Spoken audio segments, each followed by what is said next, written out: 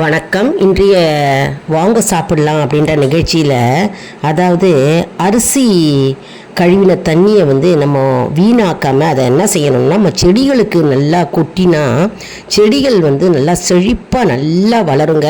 அதனால் அரிசி கழுவின தண்ணியில் நிறைய விட்டமின்ஸ் இருக்குது. அதனால் அந்த விட்டமின்ஸ் இருக்கிற தண்ணியை நம்ம வீணாக்காமல் நம்ம தினம்தோறும் அரிசி கழுவோம் இல்லையா, சாதம் வைக்கிறதுக்கு. அந்த அரிசி தண்ணீரை நம்ம செடிகளுக்கு போட்டாக்க எந்த செடியாக இருந்தாலும் பரவாயில்லைங்க, நல்லா செழிப்பாக நல்லாவே வளருங்க. தானாக நல்லா வளர்ந்து காய்களும் கனிகளும் நிறைய கொடுக்கும். ட்ரை பண்ணி தான் பாருங்களேன். அடுத்த டிப் என்னென்னா, ஒரு கைப்பிடி கல்லுப்பு எடுத்துக்கோங்க.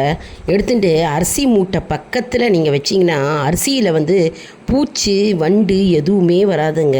அதாவது அரிசி மூட்டை இருக்குது இல்லையா, அது பக்கத்தில் ஒரு கைப்பிடி கல்லுப்பை ஒரு மூட்டையாக கட்டிக்கோங்க. சின்ன மூட்டையாக கட்டி பக்கத்துலேயே வைங்க. அந்த அரிசி மூட்டையில் வண்டு பூச்சியெல்லாம் வரவே வராது. ட்ரை பண்ணி பாருங்கள்.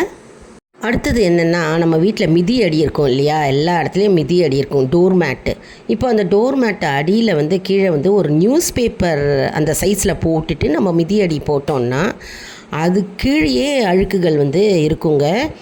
மற்றும் நம்ம டைல்ஸில் வீணாக்காமல் இருக்கும். டைல்ஸில் அந்த அழுக்கெல்லாம் படாமல் இருக்கும். மற்றும் அந்த டோர் மேட்டில் இருக்கிற சாயம் கூட நம்ம டைல்ஸில் படாமல் இருக்கும்.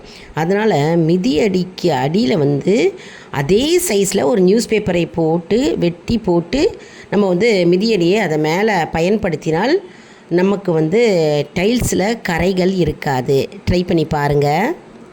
அடுத்த டிப் என்னென்னா, இட்லி மாவு நிறையா செஞ்சிட்டோன்னு வச்சுக்கோங்களேன், நிறையா அரைச்சி வச்சிட்டோம், அது புளிக்காமல் இருக்கணும். அப்படின்னா நம்ம என்ன செய்யலாம் அப்படின்னா, அந்த இட்லி மாவில் வெற்றிலையை காம்பு கிள்ள வேண்டாங்க. கிள்ளாமல் அந்த வெற்றிலையை குப்புற இருப்பது போல் 2 வெற்றிலையை போடவும்.